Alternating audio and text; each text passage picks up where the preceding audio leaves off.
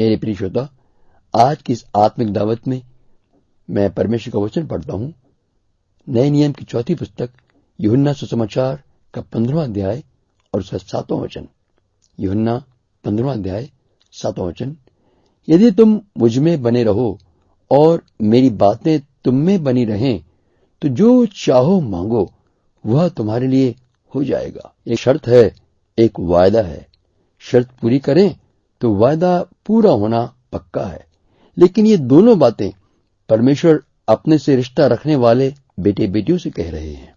इससे पहले प्रभु यीशु कह रहे थे कि मैं दाखलता हूं, तुम मेरी डालियां हो।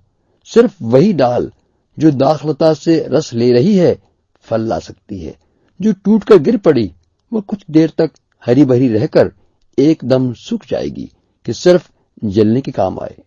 लेकिन यदि आपका परमेश्वर के साथ रिश्ता नहीं हुआ, संतान होने का अधिकार नहीं पाया, तो आप अपनी जरूरत को लेकर परमेश्वर की हजूरी में आए, उसके वचन को पढ़ें, ताकि आप सुनकर आशीष पाएं और परमेश्वर का दिया विश्वास पाएं, ताकि आप परमेश्वर के अनुग्रह का आनंद पाएं, वह संतान कहलाने का अधिकार पा सकें। क्योंकि जब हम इस शर्त को पूरा करते हैं, या कहें कि हम सही स्थान पर आ खड़े होते हैं, तो वायदा पूरा होना स्वाभाविक है, क्योंकि परमेश्वर ने पहले ही हमें आशीषें दे दी हैं। यदि हम सही जगह पर पहुंचे तो जवाब रखा हुआ मिलता है। सवाल पूछने से पहले जवाब हाजिर है। लेकिन ये धर्म कर्म करना नहीं, कठिन परिश्रम करना नहीं, मनन करना, योग साधना भी नहीं, मात्र उसकी ओर मुंह करना है। जिस मार्ग पर जा रहे थे उधर पीठ करनी है। हम उसके निकट आए तो वह हमारे निकट आता है। ये परमेश्वर का वायदा है और ये काम हम कर सकते हैं प्रार्थना में। इसलिए अगर मैं चाहता हूं कि मेरा परमेश्वर पिता हर पल मेरे साथ बातें करे, तो प्रार्थना ही वह दूर संचार माध्यम है बात बोलने और सुनने का। इसलिए ये शर्त मामूली है, यदि तुम मुझ में बने रहो। क्योंकि जब हम यीशु के साथ साथ चल रहे हैं तो काम हो चुका समझो। क्योंकि पिता परमेश्वर की प्रभु यीशु से हर पल बात होती रहती है और पिता सब बातें यीशु की कही हुई सुनता ही है।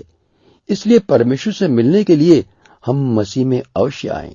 पूरी तरह उसमें बने रहकर हमें अधिकार मिल जाता है कि हम जो भी चाहें, और वायदा ये है कि हमें उसका पूरा पूरा जवाब मिलेगा।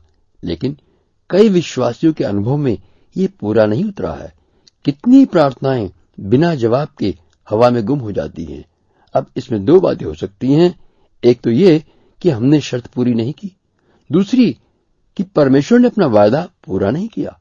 पर विश्वासी इसमें तो एक भी बात को नहीं मानेंगे और उन्होंने एक नया रास्ता निकाला है इस गुत्थी को सुलझाने का, कि हम ये भी कहें कि यदि परमेश्वर की इच्छा हो तो तब परमेश्वर और विश्वासी दोनों की इज्जत बनी रहेगी। लेकिन क्या ही भला होगा कि वो मान लें कि प्रार्थना का उत्तर न मिलने का कारण ये है कि मैं प्रभु में सही तौर पर नहीं हूं, मैंने साधारण सी शर्त पूरी नहीं की। तो पवित्र आत्मा उन्हें दिखा सके कि जीवन के मार्ग में किस बात में वो विश्वासी भटका हुआ है। पवित्र आत्मा हमारी गलतियां कमजोरी से निकालने या विजय पाने के लिए हमें अद्भुत बल देगा, ताकि हम सही तौर से प्रभु में आ जाएं और भरपूर आशीष पाएं। आगे बढ़ने से पहले मैं एक और बात स्पष्ट कर दूं कि शर्त पूरी होने पर आशीष मिलनी जरूरी है, परंतु आशीष मिल जाने का अर्थ शर्त पूरी थी या ये व्यक्ति प्रभु में सही माना जाए, ये ठीक नहीं है। परंतु इस विषय को पूरी तरह से हम बाद में समझेंगे।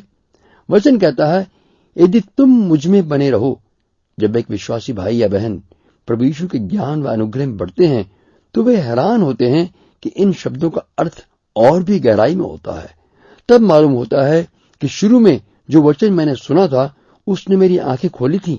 उसका अर्थ और भी गहरा व नया रूप मिलता है, जो कि उसने शुरू में कभी सोचा भी न था। वही साधारण शब्द आज बढ़ते जीवन में कई भेद खोलने वाला बन जाता है और प्रभु का पूरा दर्शन पाने तक उसका अर्थ भी कई भेदों को खोलता ही रहता है। हमारे स्वामी प्रभु यीशु के वचन मुझ में बने रहो सदा बढ़ते जाने वाला है। हम कभी भी उसके अर्थ पूरे तौर पर न समझ सकेंगे। एक एक कदम पर पवित्र आत्मा परमेश्वरीय जीवन के भेदों को खोल कर दिखाते रहते हैं। जैसे डाली का दाखलता पर लगे हुए बढ़ना नहीं रुकता, उसी तरह प्रतिदिन अलौकिक जीवन में हम बढ़ते ही जाएंगे, तो भी हमारा बढ़ना लगा ही रहेगा। इसीलिए प्रभु में हमें हर रोज बढ़ते जाना होगा। कभी खत्म न होने वाली डगर पर चल रहे हैं हम, जो साक्षात दर्शन पाने पर ही पूरी होगी। इस लंबे सफर की पहली सीढ़ी विश्वास है। जैसे ही हमें वचन मिलता है कि ये वचन मेरे लिए है, तो उसके वचन का उद्देश्य साधारण तौर पर विश्वास करके मसीह में बने रहना पहला परम कर्तव्य है। और आशीषें उसके निकट हैं, उसकी पहुंच में हैं, और वह हर समय प्रभु के प्रेम, सामर्थ और उद्धारकर्ता की वफादारी, विश्वास योग्यता को पहचानने व बढ़ने में लगा रहता है। वह समझ लेता है कि मेरा एकमात्र काम है विश्वास करना, लेकिन जल्दी ही वह देखता है कि उसकी आत्मिक जरूरत बढ़ने लगी है, कि आज्ञा मानना और विश्वास दोनों कामों में साथ साथ बढ़ना है। लेकिन विश्वास आज्ञा मानने के बदले में जगह नहीं ले सकता, बल्कि आज्ञा मानने में विश्वास प्रकट होता है। नए विश्वासी के जीवन में आज्ञा मानने में जो शांति राज्य करती है, वह धीरे धीरे घटती भी जाती है। आज्ञा मानते समय मसीह में बना रहना भी जरूरी है। वचन कहता है, यदि मेरी आज्ञाएं मानोगे तो मेरे प्रेम में बने रहोगे, और ये भी कि जो मुझसे प्रेम करता है वह मेरी आज्ञा का पालन करता है। यानी कि आज्ञा का पालन करना और प्रेम करना आत्मिक जीवन का एक ही पृष्ठ है, या एक ही सिक्के के दो पासे हैं। आइए प्रार्थना करें। दयालु परमेश्वर, जो आज आपने मुझसे बातचीत की, जो मुझे वचन दिया, प्रभु मुझे सामर्थ भी दें कि मैं आप में बना रहूं, आपकी आज्ञा का पालन करता रहूं, ताकि मैं आपके प्रेम में बना रह सकूं और आपका प्रेम मेरे जीवन से होकर के लोगों तक पहुंचे, ताकि लोग आपके प्रेम का दर्शन पाएं। आपकी महिमा के लिए मांगता हूं, मसीह के पवित्र नाम में, आमीन।